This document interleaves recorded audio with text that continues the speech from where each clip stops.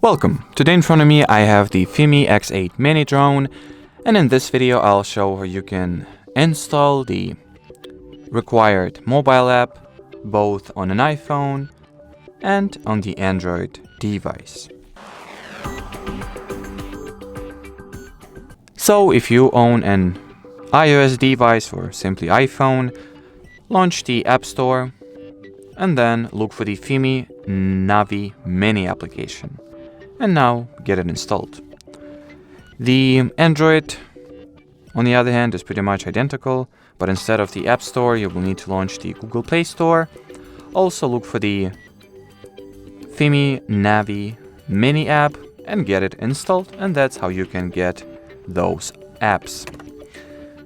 So here is some random account setup message, so I can just skip it.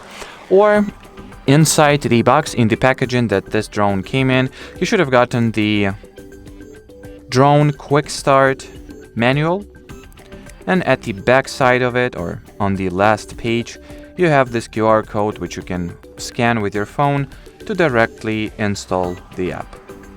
And well, as far as this video goes, that'll be it. So should you have any further questions, leave them in the comment section below.